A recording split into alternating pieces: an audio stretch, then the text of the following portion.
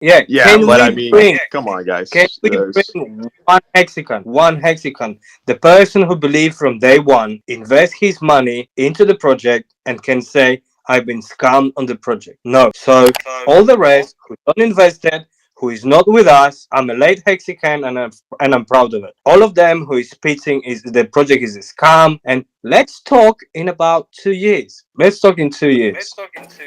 Yep. I got friends that have made millions of dollars with Richard Hart. Amen. The power of the truth of Richard, not whether he talks about how awesome his Rolex set is or how awesome his car list is or whatever, but the truth of the things that he is building and the reality that we have everything chronicled on video from the very first day until now, irrefutable that he has been educating on these topics in specific categories of thought within our industry and without. And they're literally all coming true. You can see that the truth wants to break free in this industry. And Richard is the canary in the coal mine that's delivering it, at least one of the major influences. So it's very interesting because I think that the truth ultimately is what's going to break Pulsechain and Hex free.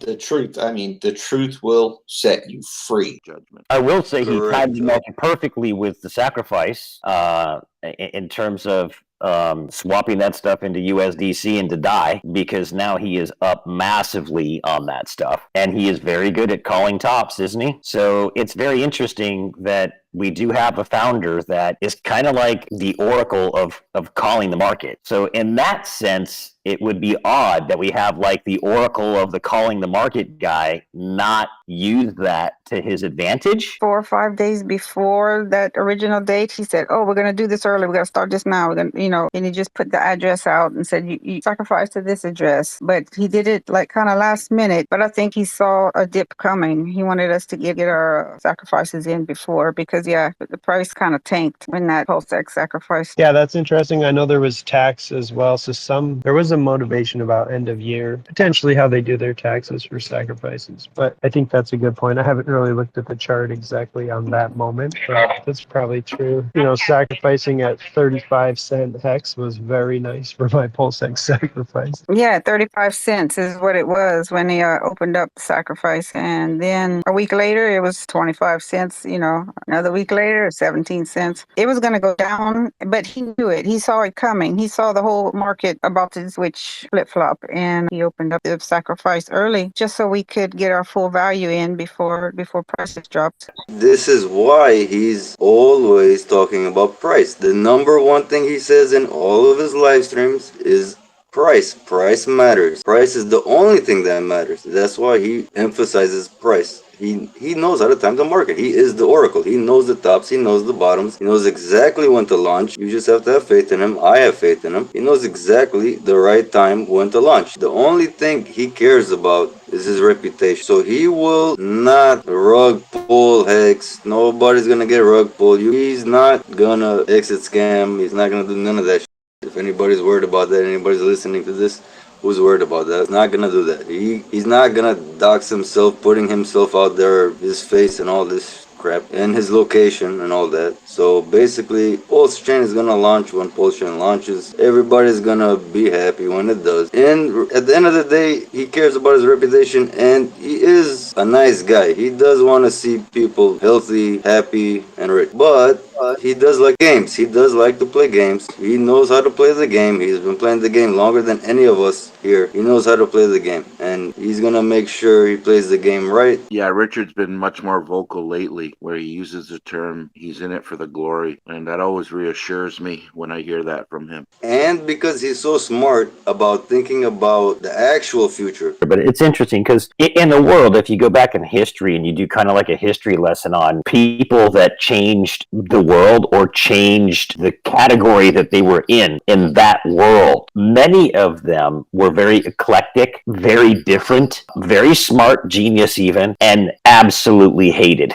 People just don't like the apple cart rocked. They don't like their cabal being fucked with. Pardon my French, but that's just the reality of it. Richard is that apple cart rocker. I'm screwing with your temple, and I'm going to rock your cabal to the core because I'm exposing all of your total fugazi lies to the world, and you don't like it. right? So he knew that he was going to get attacked. That's why he got on every live stream and he took the hits from every freaking corner with attorneys and with the influencers and with his peers and and he's just destroyed everybody. And that's why every time he talks, they hate him more because there's nothing that they can do to hurt the guy. He just keeps winning. And everything he says or has been speaking about over the last 2 years, 2.5 years since he launched Hex, in terms of what he sees going on in the world and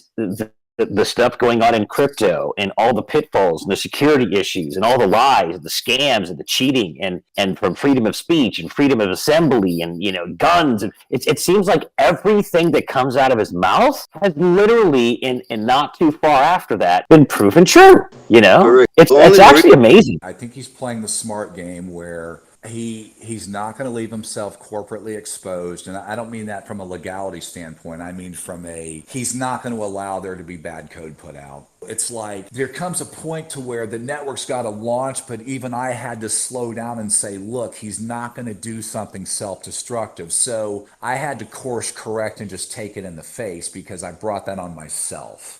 I view Richard like this. He's like a president, and I'm the annoying general. Because as much as people may not like certain things Richard does, the things that he teaches on a higher level, right? The educational pieces, not his personal proclivities, which should remain his personal proclivities. And he has every freaking damn right to have them, okay? Even God himself doesn't remove them. So you don't have to like Richard's proclivities to understand that he's preaching the truth about the things that he's educating people on. And that's what I'm excited about because I don't see anybody else in the industry doing it. And so when Pulse launches and that ethic transposes into the things that he's built, I think it's going to resonate with a whole shitload of people. You can't argue that he's just like tuned in to engagement and, conflict.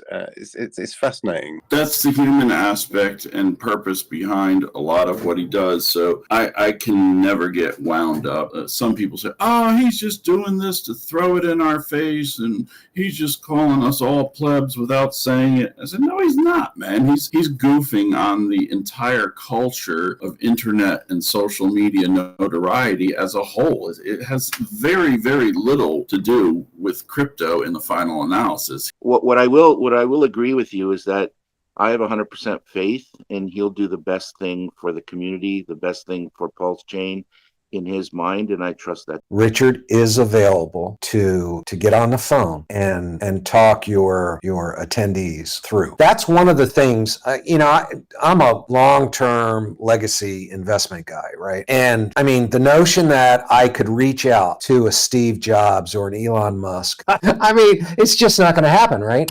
Steve's dead, but maybe Timmy Apple could attend, but I mean, they wouldn't, right? But in this crypto market, the Cantillon effect is such that we're actually really close to the faucet. And if you're close to the faucet, you've got access to this billionaire, if used properly, could really make the difference. And I'm very grateful for that. I totally agree, Pepe, and I talked about it with many other people in this forum in the past year. And yeah, I was impressed when I met him in London, but I was more impressed that he took the time to speak with my friend who rode shotgun and came over and knew absolutely jack about the blockchain and about crypto in general. He made no representations of his own personal wealth, and he sat down with him for close to 15 minutes straight and had a conversation with him and really wanted to know what he was about. Richard draws a great amount of his energy and ambition and drive off of what other people give him in the way of their stories of success and how pleased they are with the things that he's done. And when he says he's doing it for his glory, I don't have any misgivings about that, because he's obviously ridden the materialism as long as you can ride it and as far as you can take it, and he sees that that's an empty proposition at the end of the day. You can only live in one house at a time, you can only drive one car at a time, and he's gone the limit there. And thankfully he got rid of that at an early age, because it allows him to focus his mind and his spirit and everything else about him on something that will endure long after he's gone. And he is very, very confident in what he believes and how he thinks. So it gives me more confidence in him, how confident he is. You know what I mean? God bless you, Richard Hart. I love you, man. Amen.